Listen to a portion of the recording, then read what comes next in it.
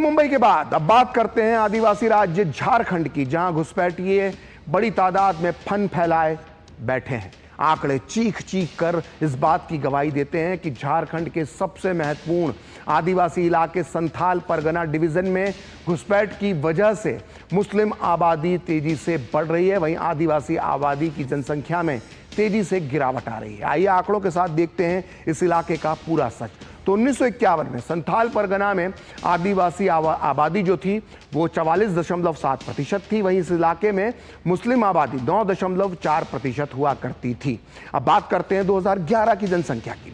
2011 में यहाँ आदिवासी समाज की आबादी सिर्फ 28.1% ही बची है, वहीं मुस्लिम आबादी बहुत बढ़कर अब 22.7% के स्तर पर पहुंच गई है। यानी 1951 से लेकर 2011 तक सिर्फ 60 सालों में आदिवासी आबादी जो है वो 44.7% से घटकर सिर्फ 28.1% ही बची है, और इसमें कह सकते हैं कि पूरे 16.6% की गिरावट आई है। वहीं 1951 से लेकर जो मुस्लिम आबादी थी वो 2011 तक 60 सालों में 9.4% बढ़ गई है और अब 22.7% के स्तर पर पहुंच गई है।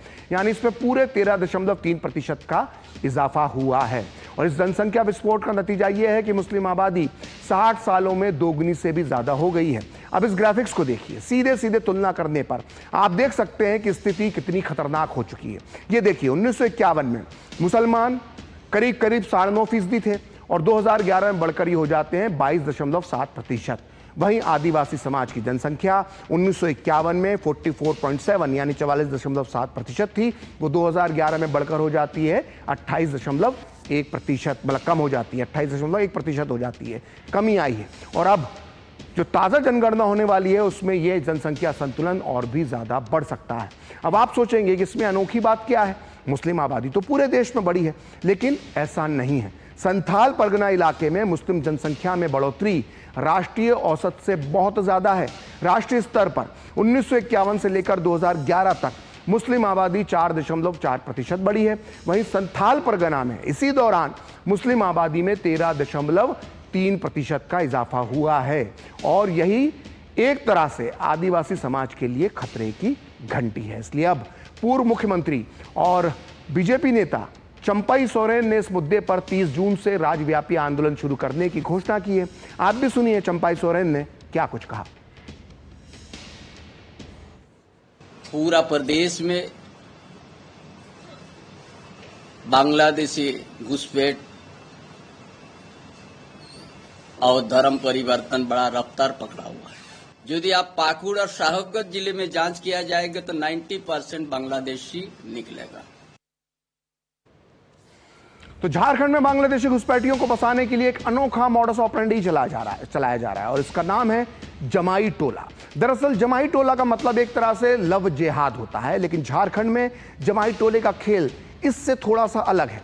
झारखंड के आदिवासी इलाकों में बांग्लादेशी मुसलमान ना केवल आ रहे हैं बल्कि आदिवासी लड़कियों से शादी करके घर बार तक बसा रहे हैं और इसे ही जमाई टोला कहा जाता है। ये बांग्लादेशी घुसपैठिए पहले तो पश्चिम बंगाल के रास्ते से झारखंड के आदिवासी इलाकों में दाखिल होते हैं, उसके बाद इन्हें संथाल जैसे इलाकों में पूरे कागज देकर बसाया जाता है। आरोप है कि बांग्लादेशी घुसपैठियों में जो नौजवान होते हैं उन्हें आदिवासी लड़कियों से दोस्ती करने का टारगेट दिया जाता है।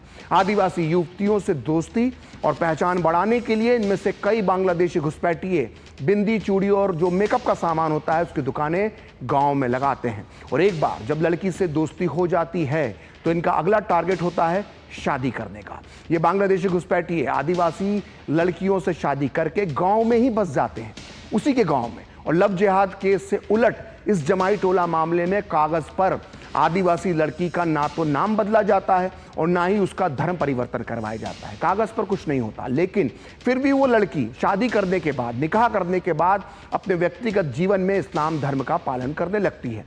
लड़की का नाम और धर्म कागज पर इसलिए नहीं बदला जाता क्योंकि आदिवासी होने के नाते उसे आरक्षण समेत कई सरकारी सुविधाएं भी मिलती है। यहाँ तक कि ये बांग्लादेशी घुसपैठिए शादी करने के बाद अपने ससुराल से गिफ्ट डीड पर जमीन हासिल कर लेते हैं या गांव में ही किसी दूसरी जमीन पर औने पौने दाम में गिफ्ट डीड के माध्यम से इसे हासिल कर लेते हैं।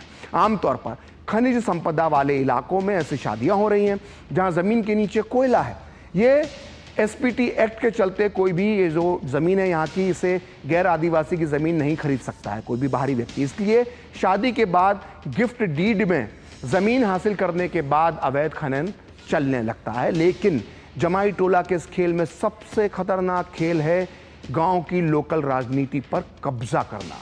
आदिवासी बहुल इन इलाकों में मुखिया या सरपंच के पद पर जो होते हैं वो आदिवासियों के लिए रिजर्व होते हैं। कहीं कहीं ये आदिवासी महिलाओं के लिए खास तौर से आरक्षित हैं, यानी गैर आदिवासी यहाँ चुनाव नहीं लड़ सकते। कई मामलों में आदिवासियों के पास चूंकि इलेक्शन लड़ने के लिए पैसे नहीं होते, ना ही उनकी राजनीति में खास दिलचस्पी होती है। ऐसे में ये बांग्लादेशी जिन्होंने आदिवासी युवतियों से शादी कर रखी है, वो अपनी पत्नियों को चुनाव लड़वाते हैं। और जब पत्नी एक बार चुनाव जीत जाती है तो उसका घुसपैठी पति पंच, सरपंच या मुखिया और पंचायत के पूरे काम अपने हाथ में ले लेता है। इसे आम भाषा में सरपंच पति कहा जाता है। चुनाव जीतने वाली आदिवासी महिला को अपने घुसपैठिए बांग्लादेशी पति के आदेश पर पंचायत के सारे फैसले लेने पड़ते हैं। तो यह है जमाई टोला का सच।